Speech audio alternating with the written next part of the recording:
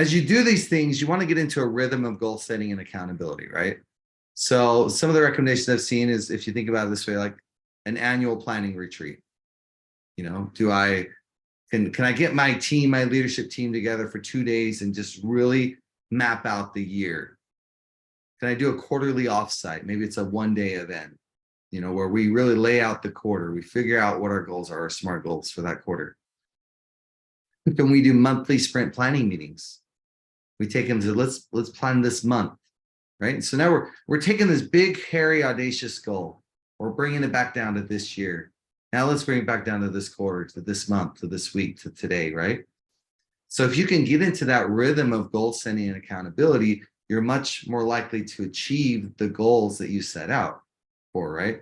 This is one method of doing it, right? So I like kind of the monthly sprint planning sessions, a weekly one-on-one, daily stand-up meetings. And this might vary company to company, depending on where you're doing and how many resources you have, right?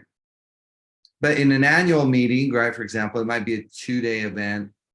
Leadership attends, you're aligning a vision, you're drafting your annual priorities and your goals. You might do a SWOT analysis where you're looking at your strengths and your weaknesses, your opportunities, your threats. You might review your purpose and your mission statements, do some team building. On a quarterly, it's a 1-day event, maybe the leadership of teams attends. You align around your vision, you look at your quarter priorities. And again, looking at those things, how can we build those teams? As you break it down further, you know, one of the things we do and help our clients do, right, is to create a backlog of projects that you need to do to reach your quarterly goals. So we look at our annual plan, and then you look at next quarter's goals and their success metrics. What are the actual projects and ideas that can help you reach those goals, right?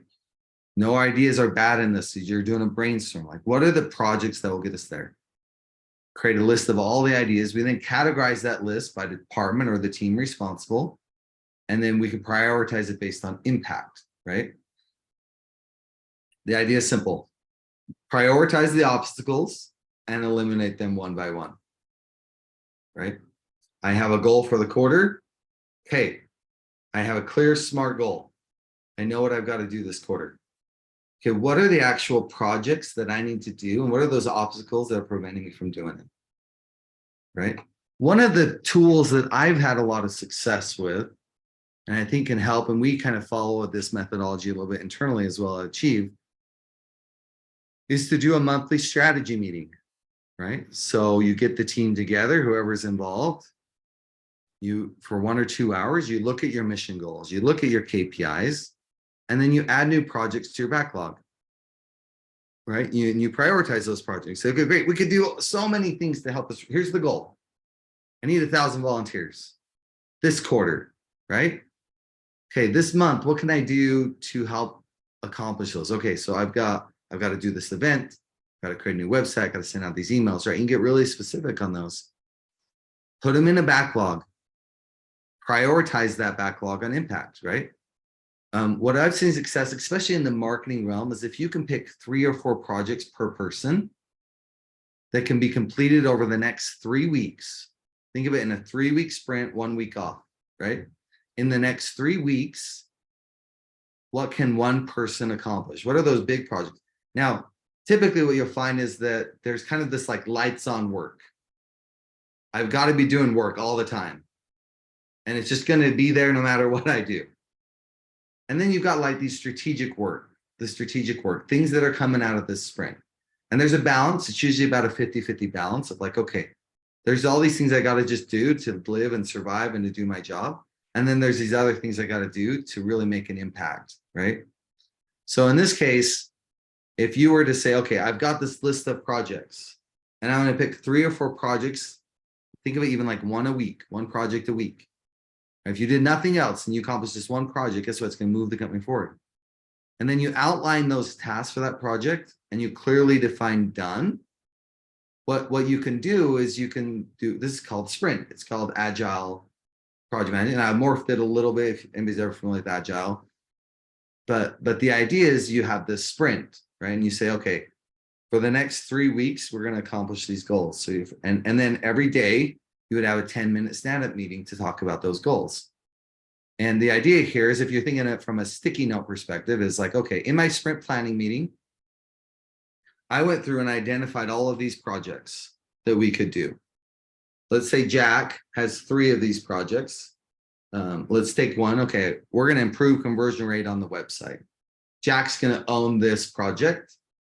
We know that success, what done looks like for this project, is that he went through and implemented 3 tests on the website. And that here's test number 1, test number 2, test number 3, right? And he might have, you can put it in, you think sticky notes, you can think of, if I'm using like Asana or Trello or any kind of project management tool, if you want to use a piece of paper, whatever it is, the way you want to track it. But since you're going to outline those tasks, and every day in your stand-up meeting, you're going to say, okay, I'm going to move my task number 1 to working on. Today, I'm working on that task. When I get it done, I move it over to completed. By the end of the sprint, all of the tasks or sticky notes on the to be done side get moved over to the completed side, right? If you're in an office, this works great in a sticky note format. A lot of us are remote, so it's harder to do. So use a tool like Upclick or Asana or Trello, whatever it is.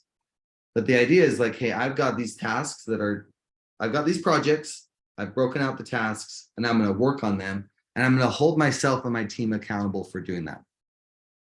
The reason they're called daily stand-up meetings is that you shouldn't ever last more than like 10 minutes in it.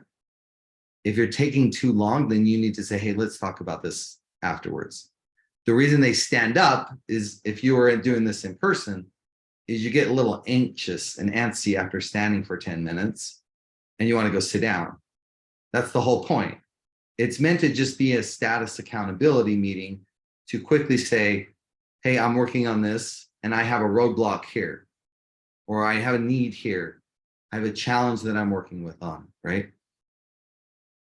You then, as you execute against the sprint, typically again in a 3-week sprint, you have 1 week off. In that week off, you might have to play some catch up. Hey, maybe I didn't get through all of those things that I did. My 50% of my time that it's supposed to be lights on, guess what? It was actually more like 75%, right? And you can talk about it, and it gives you some time to maybe to catch up on those. The important part of this done is that when you're done with the sprint, is you actually want to do a demo, right? So what you do is each person creates 1 slide that represents 1 project. Again, this creates a definition of done. Can I put it on a slide? What does done look like? Am I clear in that expectation? Okay, my project was to improve conversion rate on my website. To do that, I'm going to do these 3 tasks. Here was my starting point. My ending point is that those tasks were done. So I could take a screenshot of the new website, point out, hey, this is what I did in the sprint to go and make that improvement, right? The team leader then combines the slides, schedules a sprint demo meeting. You might want to invite other departments or impacted team members to the meeting. This creates accountability, it creates visibility. So each person has a minute to present their slide. They complete the project, you celebrate the wins. Does that make sense?